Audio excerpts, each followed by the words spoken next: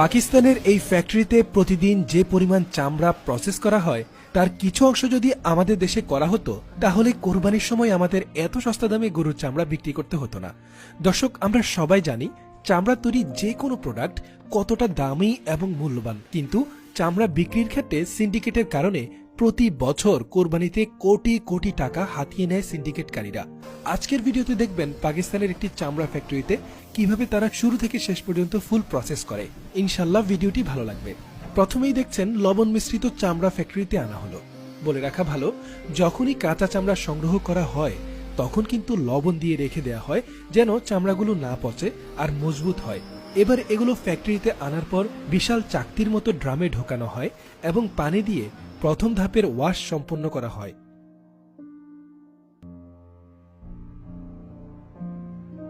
দর্শক দেখতে পাচ্ছেন, ধোয়ার পর চামড়া নীল বর্ণ ধারণ করেছে। চামড়ার ভেতরের অংশে ভালোই ময়লা দেখা যাচ্ছে, তাই এগুলোকে আরেকটা পাশে নামিয়ে কয়েকজন কর্মী ধাপে ধাপে মেশিনের মধ্যে দিচ্ছে, আর অপরদিকে ভেতরের ময়লা অনেকটাই পরিষ্কার হয়ে বের হচ্ছে।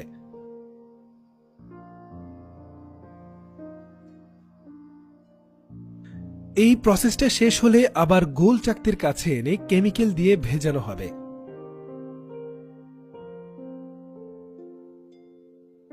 আবার মিক্সিং করার পর দেখতে ঠিক এমন দেখাবে। দর্শক, মজবুত এবং দীর্ঘ সংরক্ষণে এসব প্রসেসের কোনো বিকল্প নেই। বের করার পর চামড়াগুলো এভাবে থাকে থাকে সাজিয়ে রেখে দেওয়া হবে কয়েকদিন।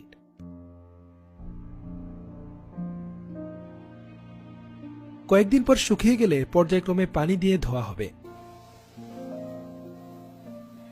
ধোয়ার সাথে সাথেই আরেকটি মেশিনে দেয়া হচ্ছে, যেখানে চামড়া মুহূর্তেই শুকিয়ে যাচ্ছে।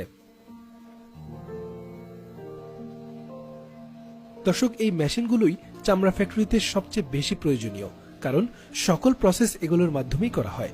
আরেকটি একই দেখতে মেশিনে চামড়াগুলো দেয়া হচ্ছে। এখানে চামড়া মিহি করার পাশাপাশি হালকা সাইজও করে দিচ্ছে।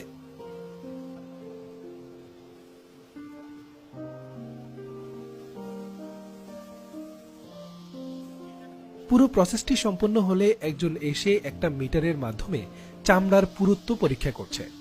পরীক্ষা হয়ে গেলে আবারও সেই চাকতিতে ঢুকিয়ে কেমিক্যাল দিয়ে ব্লেন্ড করতে হবে। দর্শক, দীর্ঘ সময় ব্লেন্ড করার পর দেখছেন আসল চামড়ার কালার চলে এসেছে, যা আমরা সাধারণত দেখে থাকি। একজন কর্মী এই চাকতিতে ঢুকে একটা একটা করে নিচে ফেলছে, আর আরেকজন সেগুলোকে থাকে থাকে সাজাচ্ছে।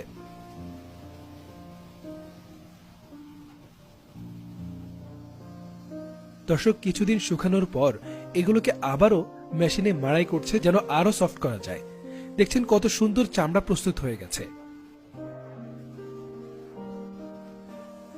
কিন্তু চামড়াগুলো এখনো অনেকটাই মোটা আর কাঁচা, তার মানে এগুলো আরো ড্রাই করতে হবে, তাই আবারও কাপড়ের মতো ঝুলিয়ে রাখা হয়েছে।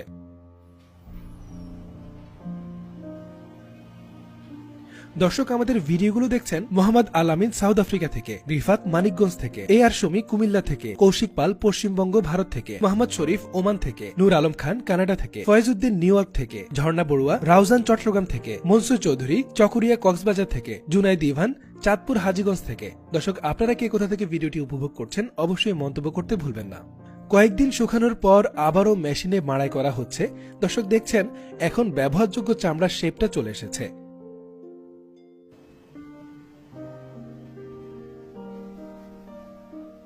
কালার করার পর দেখছেন এক এক চামড়া এক এক কালারের, যা বিশ্বের নামি দামি ব্র্যান্ড এখান থেকে কিনে নেয় নিজেদের প্রোডাক্ট বানানোর জন্য। দর্শক, এই ভিডিওটির মাধ্যমে হয়তো হালকা ধারণা পেয়েছেন যে কিভাবে চামড়া প্রসেস করতে হয়। খুব বেশি কঠিন মনে হয়নি নিশ্চয়ই, কিন্তু এখানে আরো অনেক কিছু জানার আছে। আমাদের দেশের চামড়ার বাজার অনেক বড়। সিন্ডিকেট ভাঙতে এবং যারা ব্যবসা করতে চান তারা এই বিষয়ে আরো পড়াশোনা করে নেমে যেতে পারেন। দেশ বিদেশে চামড়ার চাহিদা দিনকে দিন বাড়ছে বই কমছে না।